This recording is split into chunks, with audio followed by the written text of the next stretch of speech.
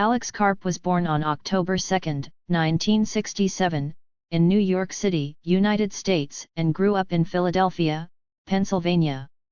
He was raised in a progressive and intellectually rich household.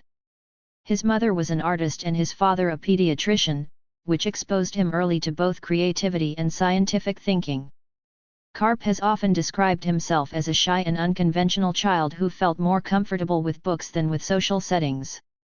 He was Jewish on his father's side and African American on his mother's side, a mixed heritage that shaped his worldview and sensitivity toward issues of identity and discrimination. From a young age, he showed strong interest in philosophy, ethics, and social justice rather than in business or technology. Education and intellectual formation. Karp's academic journey played a major role in forming his personality. He attended Haverford College, where he studied philosophy and political science.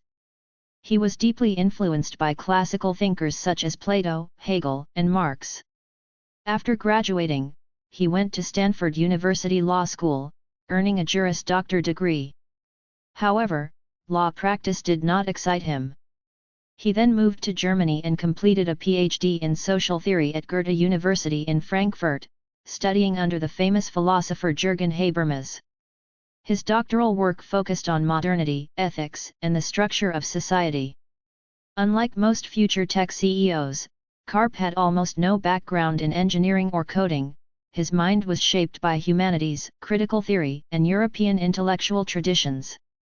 Early career before Palantir. Before entering the technology world, Alex Karp experimented with several career paths. He worked briefly as a lawyer and also managed money through a small investment fund in Europe. He later admitted that he was not particularly successful in traditional finance and that he felt uncomfortable with the culture of Wall Street. His real strength was thinking abstractly and questioning systems rather than maximizing profits. During this period, he became close friends with Peter Thiel, the PayPal co-founder and venture capitalist. Thiel recognized Karp's unusual intellect and moral seriousness and believed he could lead a mission-driven technology company despite lacking technical training. Founding of Palantir Technologies.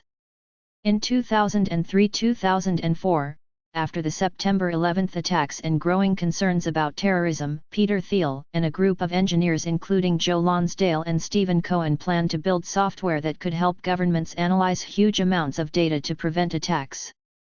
They needed a leader who could communicate with governments, understand ethical risks, and build trust. Thiel chose Alex Karp to become co-founder and CEO of Palantir Technologies. The company was named after the seeing stones from J.R.R. Tolkien's Lord of the Rings, symbolizing the ability to see hidden connections. Karp accepted the role even though he was not a technologist, believing that software could be used to protect liberal democracy. Building Palantir's unique culture. As CEO, Karp shaped Palantir in a very different way from Silicon Valley norms. He insisted that the company would work closely with the U.S. government, intelligence agencies, and the military, even when many tech firms avoided such clients. He argued that democratic governments needed powerful tools to defend themselves against terrorism and authoritarian rivals. Internally, he promoted an eccentric culture. Employees could dress casually, debate philosophy, and question authority. Karp himself became famous for practicing Tai Chi, wearing unconventional clothes, and speaking in long, reflective sentences about morality rather than profit margins. Palantir's growth and controversies. Under Karp's leadership, Palantir grew into one of the most influential data analytics companies in the world. Its software was used by the CIA, FBI, U.S. Army, and many allied governments to track terrorist networks, investigate financial fraud, and manage military logistics. At the same time, the company faced heavy criticism from civil rights groups who feared that Palantir's tools enabled mass surveillance and violations of privacy, particularly in immigration enforcement in the United States. Karp publicly defended the company, saying that refusing to work with the government would leave dangerous power only in the hands of adversaries like China and Russia. He positioned himself as a reluctant capitalist guided by ethical duty rather than greed. Leadership style and personality. Alex Karp is widely considered one of the most unusual CEOs in modern business. Unlike typical tech leaders, he does not present himself as an engineer or a visionary inventor. Instead, he speaks like a philosopher concerned with the fate of Western civilization. He often says he dislikes Silicon Valley culture and prefers living in New Hampshire or Europe rather than California. Employees describe him as intense, loyal, and demanding, but also deeply committed to Palantir's mission. He practices martial arts and meditation and claims these habits help him make clear decisions.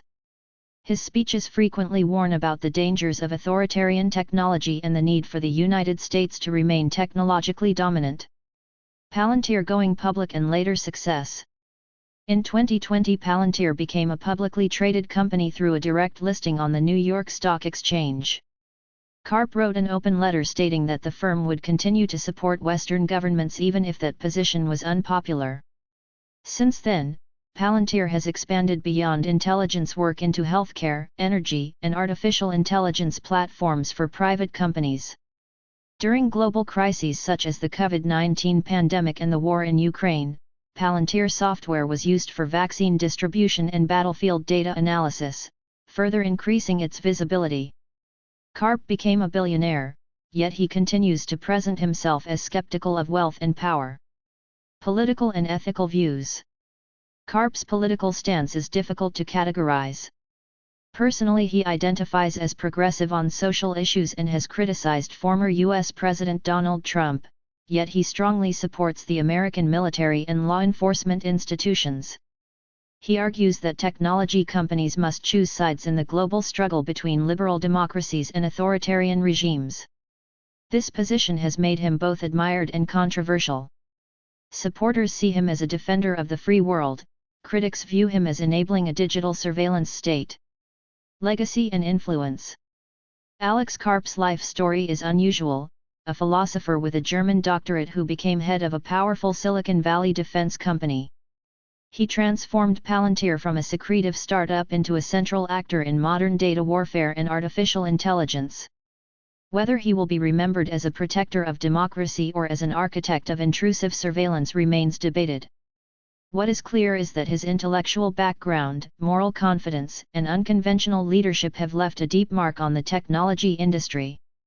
Conclusion. Alex Karp represents a rare blend of humanities scholar and technology executive.